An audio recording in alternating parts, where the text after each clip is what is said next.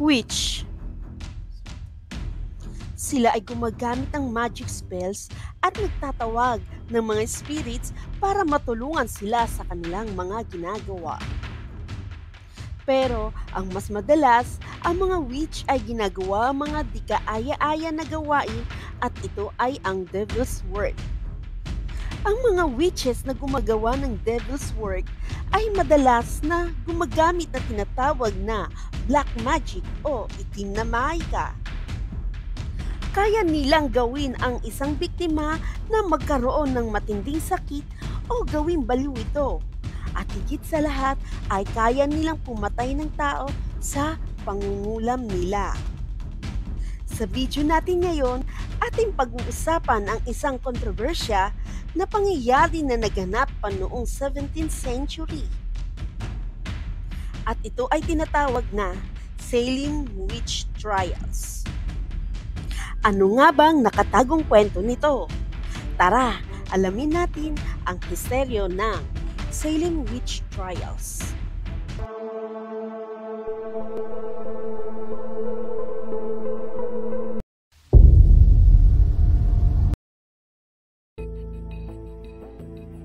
Sino, kailan, at saan nagsimula ang witchcraft? Sa katunayan, wala talagang specific na naitala kanino, kailan, at saan ito nagsimula. Pero may isang historical scene noon na nailathala tungkol sa isang witch. Ito ay nakasulat sa Bible in the book of 1 Samuel sa pagitan ng taong 931 BC at 721 BC pa. Ang kwento kasi nito na humihingi ng tulong si King Saul sa isang witch of Endor para tawagin daw ang espiritu ni Prophet Samuel. Para makausap at makahingi sila ng tulong upang matalo nila ang Philistine army. Natagumpayan nga nilang tawagin ito, kaso nagbabala lang ito na mamatay daw si King Saul at ang kanyang anak. At nangyari nga ang propesiya sa kanila. Kinabukasan, namatay ang anak ni King Saul sa labanan at nagpakamatay naman ang hari. Matagal na panahon na kinatatakutan ang mga witches dahil alam naman natin ang gawain ng mga ito at madalas gawain ng mga demonyo. Iniiwasan ang mga taong pinaghihinalaan nito at madalas sila ay pinapatay sa pamamagitan ng pagbibigti at pagsusunog sa mga ito. Para lamang hindi tularan at makapinsala pa sa ibang tao at labag ito sa batas ng Diyos. Ang Salem Witch Trial. Ang Salem Witch Trials ay ang series ng pagdinig ng kaso ng mga taong inakusahang gumagawa ng witchcraft sa Colonial Massachusetts noong February 1692 hanggang May 1693. 200 na katao ang naakusahan at nakasuhan nila kung saan 33 na katao ang guilty. At 19 sa kanila na execute sa pamamagitan ng hanging o pagbibigti. 14 na babae at 5 lalaki ang mga ito. Si Gillis Corey ay isa sa mga naparusahan at namatay dahil sa torture, samantalang 5 katawang namatay sa loob ng kulungan. Ang Salem ay lugar sa Massachusetts sa United States na matatagpuan sa North Shore of Greater Boston at tinatawag na ito ngayon na Denver. At tinagurian nga ang Salem ng capital crime sa dami ng nasentensyahan ng kaso na hinaawakan ng Court of Oyer ang Terminer noong 1692. At hawak ng Superior Court of Judicature or Massachusetts Supreme Judicial Court noong 1693. At sa Salem Town din ginagawa ang pagbibigti sa mga taong nasentensyahan ng kamatayan dahil sa witchcraft. At ang Salem ay may tuturing na deadliest witch hunt in the history of colonial sa North America. Ang mga pangyayari kasi noon na merong mga grupo ng teenager na nagwawala, sumisigaw at parang mga nababaliw. At ang iba naman ay kinukumbulsyon at nangingisay na ang iniisip ng karamihan ng mga nakakita rito ay sinasaniban ito ng mga demonyo. Habang wala nga silang humpay sa kanilang pagwawala at pagsisigaw, sila ay nagtuturo ng mga taong sila ay kinulam nito, kaya pinaguhuli ang mga taong ito. Nagsimula talaga ito sa anak ni Samuel Parris na isang Puritan minister ng Salem Village noong January 1692 na si Betty, 9 na taong gulang, at ang pinsan nito na si Abigail Williams ay nagkaroon ng sintomas na parang kinukumbulsyon at kakaiba ang pag-uugali.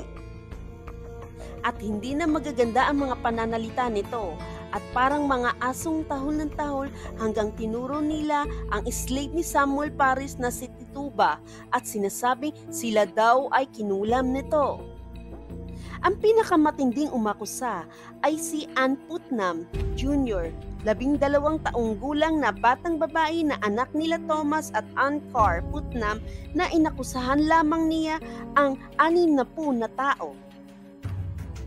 At inakusahan din nila ang 2 teenage girls na si Elizabeth Hobart at si Dorothy Good na pinakabata sa lahat na umiedad na 4 hanggang 5 taong gulang, kung saan na-execute din sila. Si Thomas Putnam kasi ay isa sa mga pasimuno na gawin ang Salem Witch Trials at kakampi niya nga dito si Samuel Parris. At dito na nga nagkaroon ng maraming akusasyon at pagpapatay sa mga tao at mas marami pa ang nabiktima ng mga inosente dito. Sa totoo lang, nang mamatay ang magulang ni Ann Putnam Jr. ay siya na ang nag-aruga pa sa kanyang 7 mga kapatid. Dumating ang 1706, si Ann Putnam ay sumali sa Salem Village Church para humingi ng apologies sa mga taong naakusahan niya. Wala daw siya sa kanyang sarili noon at sinapian daw siya ng demonyo, kaya nagsinungaling siya na nagawa daw niya ang mga iyon. Kaya lubos siyang humihingi ng tawad sa Diyos at sa mga taong nadamay o mga nabiktima niya that time. Alam niyo ba ang mass hysteria ang pinakamatinding kaso sa kasaysayan ng Salem Witch Trials? Ang hysteria kasi ay isang sakit sa nervous system na ang sintomas nito ay depression, anxiety, o emotional behavior, hallucination, loss of sensation, convulsion, at shortness of breathing. Meron po akong nagawang video about sa hysteria ng hysteria. Ilalagay ko na lang sa comment section ang link nito. Sa panahon na yon ay hindi pa talaga alam na isang sakit ang hysteria at wala pang gamot at pag-aaral pa dito. At iniisip pa ng marami noon na ang pinapakitang pag-uugali ng isang taong naapektuhan nito ay sinasapian daw ng demonyo. Noong 1668, ang Against Modern Sadducism books ni Joseph Glanville ay inaamin na nag-i-exist talaga ang mga witches at mga ghosts sa supernatural realm. Sinasabi nga ni Glanville kung naniniwala ka sa mga demonyo at sa Diyos na nag-exist sila sa mundo natin, dapat naniniwala din tayo sa mga witches, apparition at mga anghel. At sinasabi nga nila Glanville at Cotton Mather ay napatunayan na nila na ang mga demonyo ay buhay. Ang Salem Witch Trials ay hindi lamang sa Amerika naganap kundi sa Europe din. At tinatawag nga itong Connecticut Witch Trials. Ang unang na-execute nangyari naman sa New England ay si Elsie Young noong 1647 sa Hartford, Connecticut, kung saan nagsimula naman ang Connecticut Witch Trials. Ang mga naging biktima sa Salem Witch Trials at Connecticut Witch Trials ang dahilan kung bakit kumalat at lumala ang hysteria. Ang pinag-ugatan ng mga pinapakitang sakit at pag-uugali ng mga tao noon ay dahil sa mga palayan nila na nagkaroon ng ergot. Ang ergot kasi ay isang uri ng fungi na member ng group of Clavicipes purpurea na namamahay ito sa mga grains ng mga tanim. at maituturing na ang hysteria ay isang mental illness or convulsive ergotism na isang ergot poison na nagiging sintomas ay pagkukonvulsyon, painful, seizures, diarrhea, abnormal na pangangati sa balat, pagsusuka, pananakit ng ulo, at psychosis, at naapektuhan niya nito ang central nervous system ng isang tao. Ibang-iba talaga ang pamumuhay nung una pang panahon na hindi pa talaga develop ang teknolohiya at konti pa lamang ang kaalaman.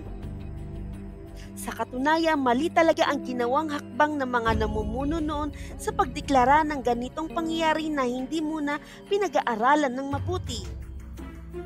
Sa nangyari kasi sa Salem Witch Trials, nagkaroon ang Amerika ng unlawful system sa lugar nila. Kaya dahil sa pangyayari na ito, natuto sila na maging maayos at maging patas ang kanilang batas para sa mamamayan.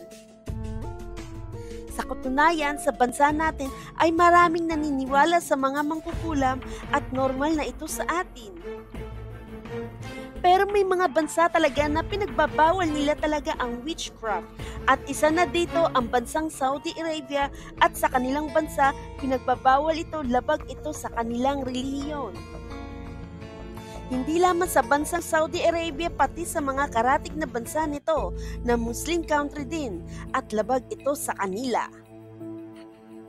Nasa atin na lang kung naniniwala ka sa mga ghosts, witches o mga other entities. Respetuhin na lamang natin ang bawat isa para hindi simulan ng kaguluhan. Kaya, ang kaalaman ay kayamanan, dapat natin ito iusbong sa tama at kabutihan. Anong masasabi nyo sa video natin ngayon?